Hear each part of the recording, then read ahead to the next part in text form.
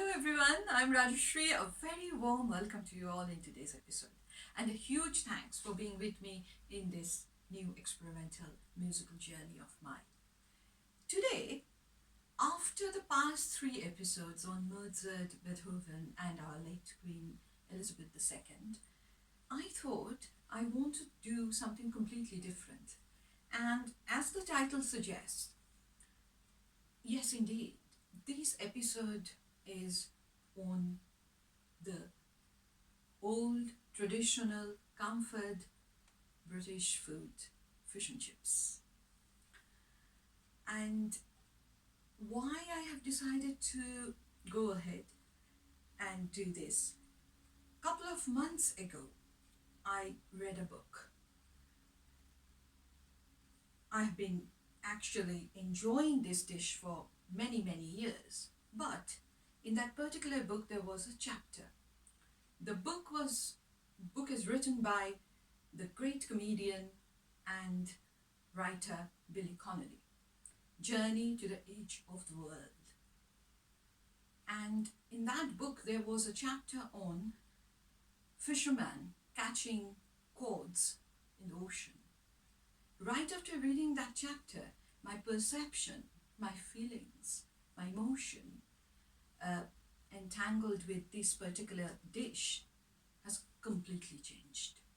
And straight away I have decided to make some music on this particular dish, rather the journey. In order to do that, I discussed it with my wonderful teacher, who is a finest pianist, Mr. James Billingham. About the narrative, actually, James gave me few wonderful ideas, because very rightly James said to me that this is a topic where the narrative and the music, they need to walk together, holding each other's hand, because they're inseparable. And I went ahead and wrote the narrative. About the music, I have borrowed few melodies in an improvised version from Beethoven, August Muller, and Dandrieu. I have put the names of the musical pieces in the description box. And then I have created few lines, which I call few threads, kind of to weave the beautiful tapestry which were created by the great titans of Western classical music. But I have got a little request for all of you before I go ahead and start the episode. I want all of you to smell this particular episode whilst listening to it. And the reason being, my intention is to create a perfect marriage between the raw smell of the cords in the fishing nets lying inside the boat in one side, and in other side the aroma of the fried fish coming out from the chippy shop in a winter, dark, cold night. These two smell need to meet each other in this particular musical and narrative section. So I'll go ahead and narrate and play it for all of you. I hope you all enjoy it the same way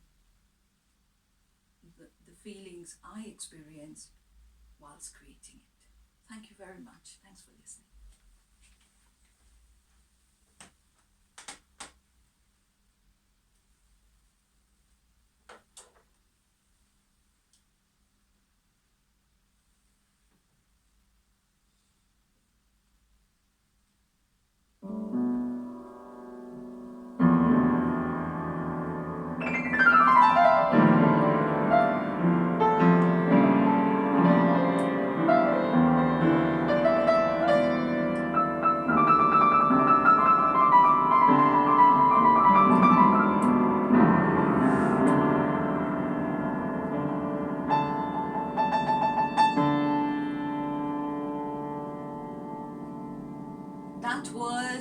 winter night. The weather forecast was not too alarming for fishing, but not quite a pleasant one as well. The ocean was choppy. The wind was like a hungry wolf on a full moon night. The sea temperature was near freezing.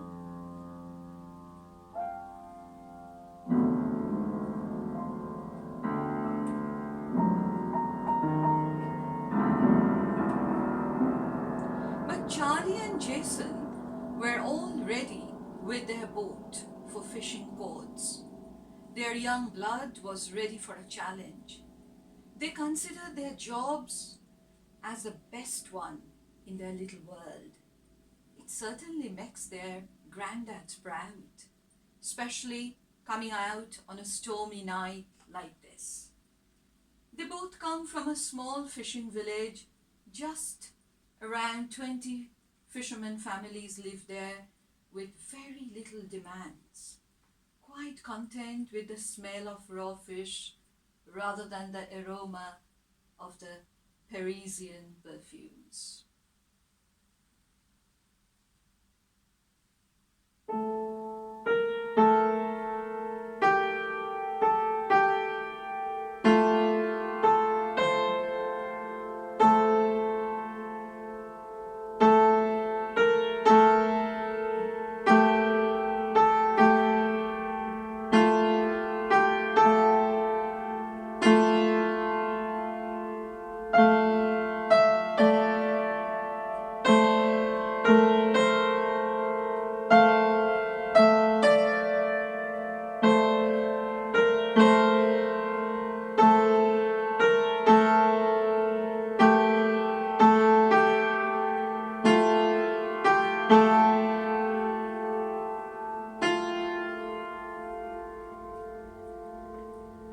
That night, their boat never stopped shaking.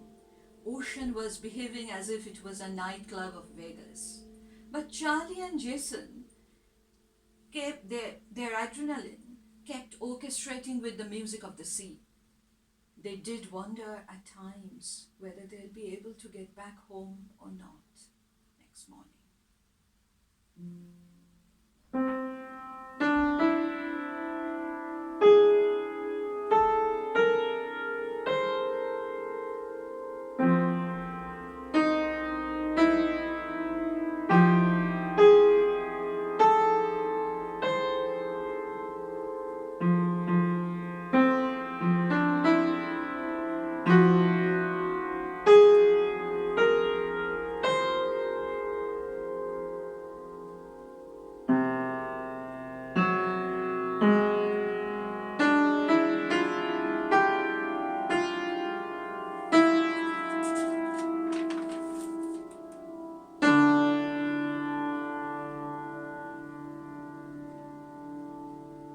Charlie and Jason were trying to think the cacophony of the next morning fish market to distract their mind.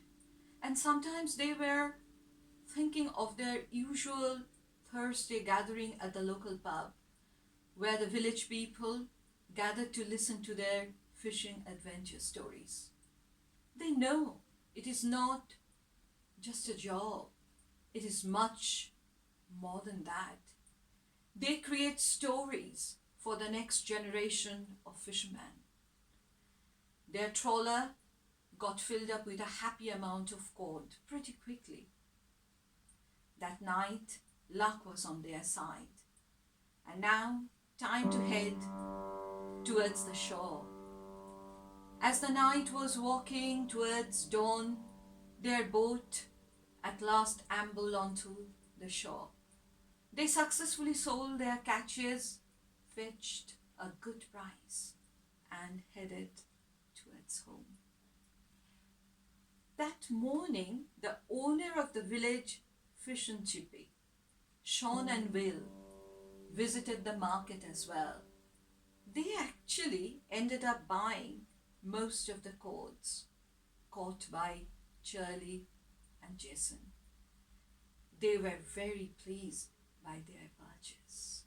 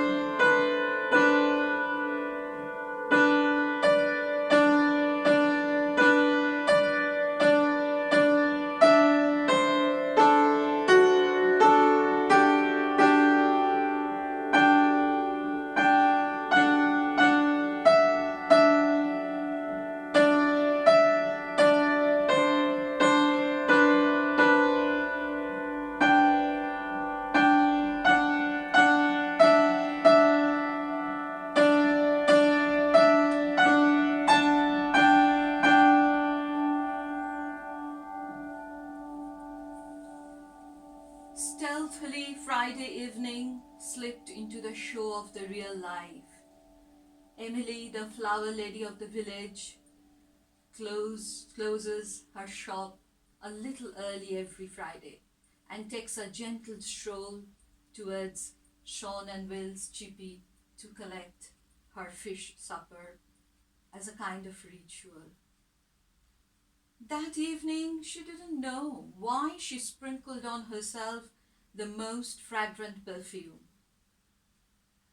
She enjoys thoroughly the warm and inviting atmosphere inside the chippy, especially after taking that walk in the dark wintry evening.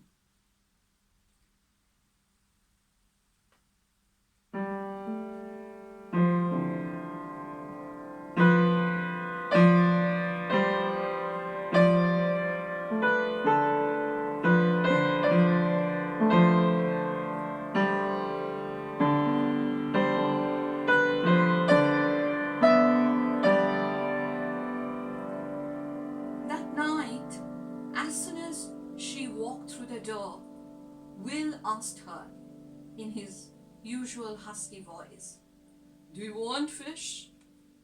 Though he knew the answer already, because it is always the same one. Emily, while standing in the queue waiting for her supper, started thinking about the fishermen. She knows her neighbors, Charlie and Jason, pretty well. Little village, small community, they all know each other's stories pretty well. She knew about last night. Hence, she was thinking about the worried faces of their mothers and grandmothers. But her perfume smell was fading gradually. Sean had just finished frying the cords. Will was busy wrapping it in an old newspaper.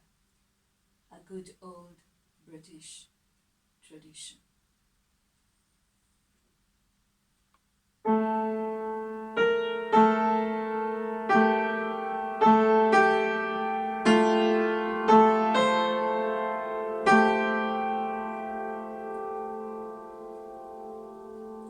Emily could hardly smell her perfume now. Instead, it was only the strong aroma of the fried fish and the thick cut chips mixed with the smell of the raw cords. But that didn't bother her at all. Every thought associated with this dish felt like out of this world to her. The aroma was so genuine, a smell of labor of love, which was so unique yet so simple, so visceral, so natural, just like the fresh cut flowers in her shop. She was now ready to take a short walk back to home to enjoy her delicious supper. But whilst walking back, she could constantly hear the sound of the big waves. They were whispering into her ears. Yes, they are. They were saying, there is nothing fishy about this whole journey of good old British fish and chip. And Emily, she couldn't resist herself whistling a nostalgic tune back. Yes, which her dad used to whistle when the whole family used to gather around the fire on a Friday evening enjoying their fish supper together. Good old childhood memories, good old fish and chips, pickled in time forever.